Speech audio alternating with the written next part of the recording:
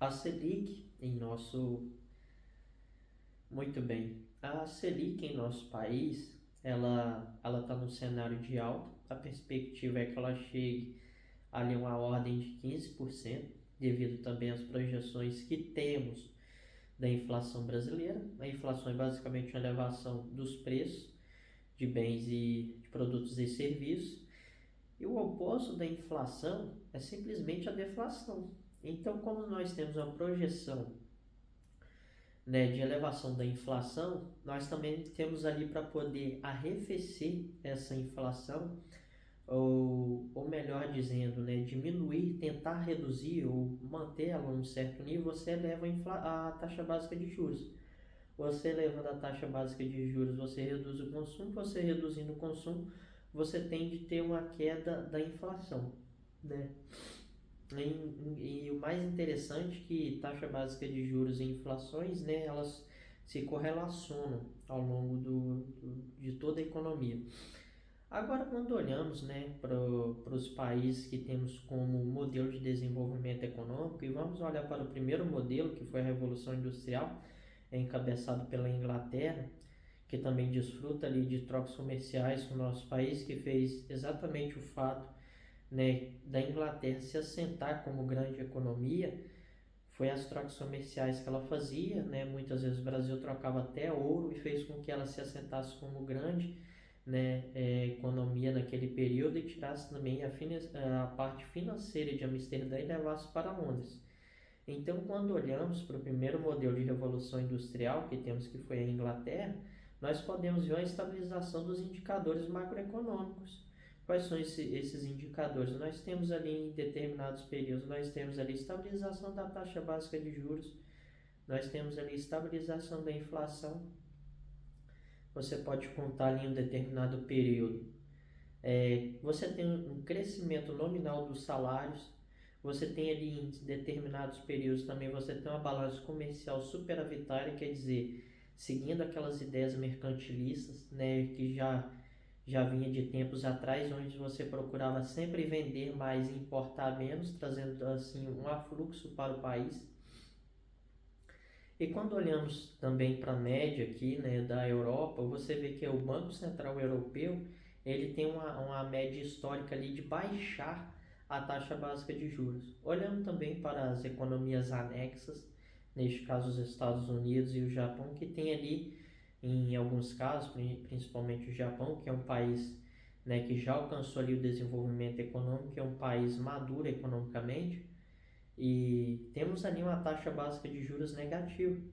Então você estimula o investimento, você estimula o consumo, você gera mais emprego, renda, aumento da arrecadação, exatamente porque os juros ele é negativo, você atrai investimentos para o seu país.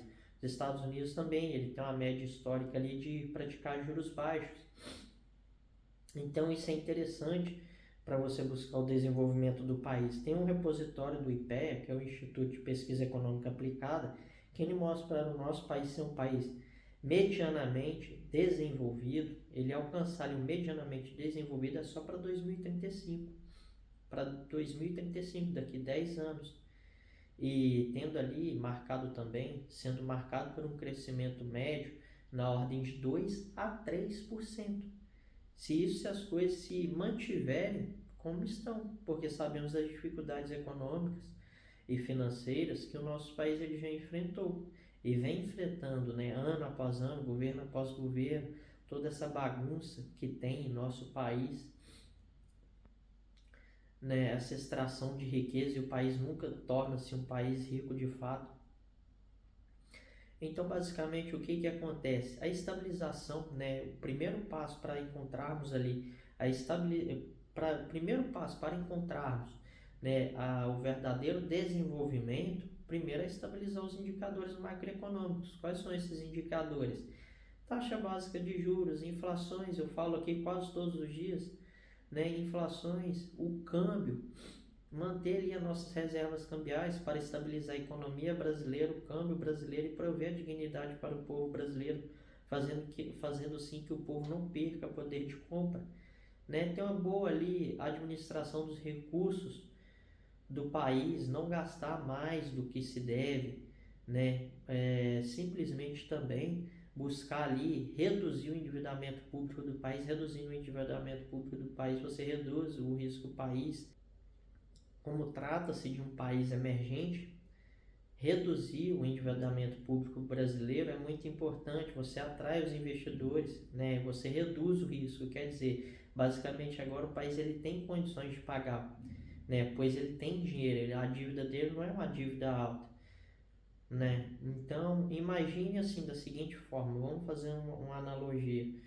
Você tem uma empresa onde você sabe simplesmente você abre o seu computador e você vai analisar os indicadores daquela empresa. Você sabe que a empresa ela está perdendo mercado, ela está perdendo receita, como consequência de uma perda de receita você tem uma perca ali dos lucros, ela tem ali uma queda na fatia de mercado, ela tem problemas judiciais e mais uma série de outros problemas, de outros conflitos.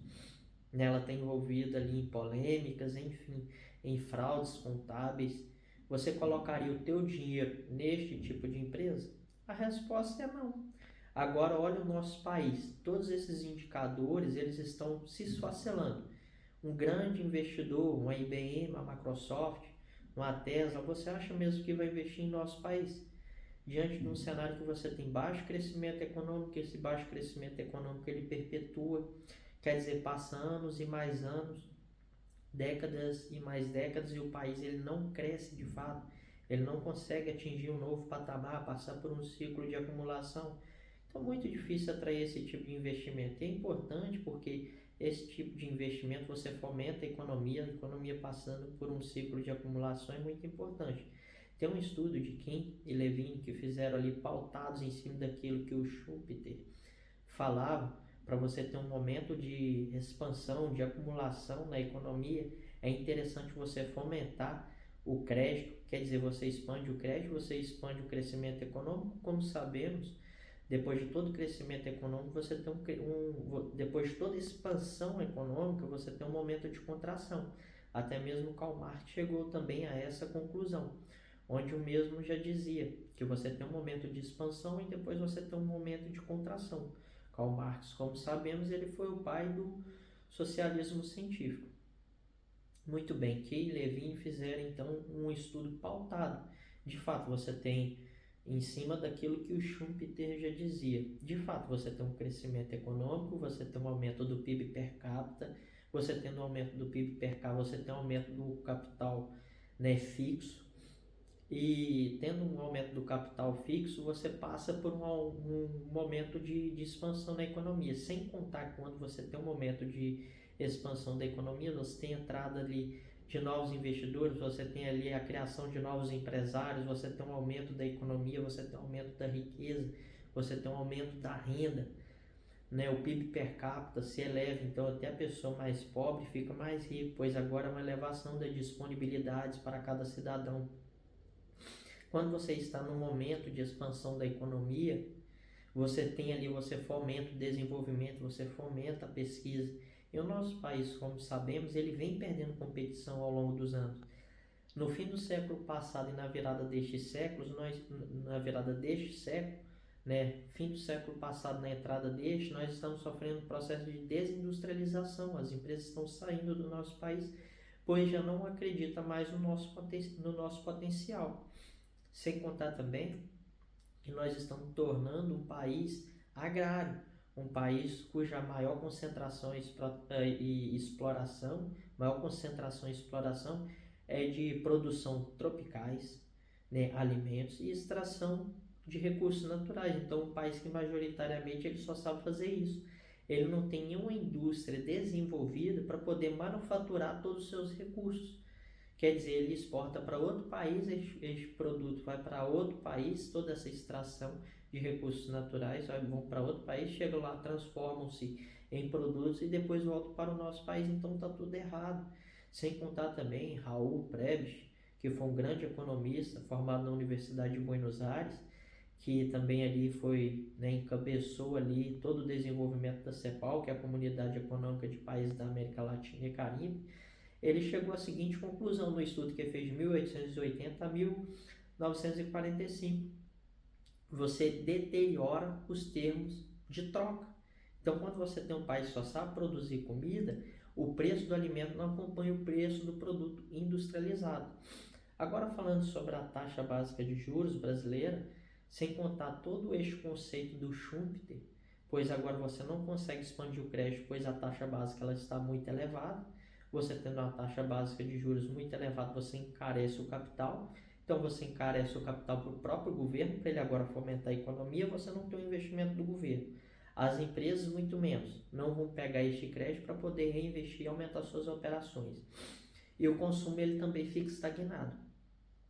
Então, basicamente, você tira toda a estabilidade econômica nestes níveis, a nível de governo, a nível empresarial e a nível de consumo. Muito bem. Você também não atrai o capital estrangeiro de forma ativa. O que eu quero dizer de forma ativa?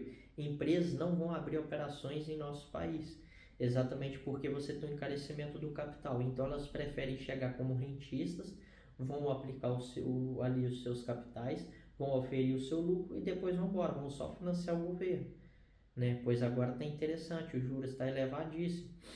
E sem contar que internamente acontece o mesmo processo. Qual é este processo? Você tem a elevação da taxa básica de juros, toda a renda da poupança privada agora começa a ser aplicada em títulos públicos, em LCIs, LCAs, exatamente porque agora o juro estão juros, né, muito elevado. Então vale mais você receber do que você gastar. Então você causa até um engessamento interno da economia, sendo que esses recursos eles poderiam ser utilizados para fomentar determinadas áreas em nosso país, como a área de infraestrutura, habitações que o país precisa, e como já dito, é uma área que ela tem a capacidade de mexer com toda a cadeia produtiva. Quais são as áreas de arrasto? Construção civil, automotivo, são áreas, né, linhas férreas, são áreas que têm grande potencial para destravar a economia, para destravar o crescimento econômico, o desenvolvimento econômico é um modelo estudado ao longo dos anos. Então, desta forma, a taxa básica de juros muito elevada vai acabar com o nosso crescimento econômico. E a grande pergunta é se o país que quer sair, né, de 2025 até 2035 atingir esse medianamente desenvolvido, esse medianamente desenvolvimento, né, ao qual eles falam, será que esses indicadores estão favorecendo de fato este crescimento econômico? Será que de fato o país vai conseguir chegar lá com tantas oscilações, com tanto o risco que vem aumentando, queda das reservas cambiais? A grande pergunta que fica é isso: será que de fato vai acontecer ou não? Será que de fato isso vai chegar lá? A grande pergunta que fica é exatamente isso. Então é uma situação, é um cenário muito complicado. Não temos uma elevação da renda e mais uma série de outros fatores que poderiam, né, passar o dia aqui simplesmente falando. Mas é um cenário de dificuldade, né? E o país ele vem sofrendo queda da industrialização, perda de eficiência, né, alta tributação, né, redução da taxa ali de lucro das empresas. Quando você tem uma redução da taxa básica, você tem uma redução da taxa de lucros, você também perde o potencial de reinvestir, que foi outra coisa feita pela Inglaterra durante o momento da Revolução Industrial, né? As empresas reinvestiam ali os seus lucros para poder aumentar as suas operações e aumentar a sua escala. Torna-se um aumento ganho de escala das empresas. Então é uma situação um pouco complicada. Quero que você deixe aqui nos comentários o que você acha disso. E se você chegou até aqui, inscreva-se e ative o sino para notificações. Eu fico por aqui. Um forte abraço e até o próximo vídeo.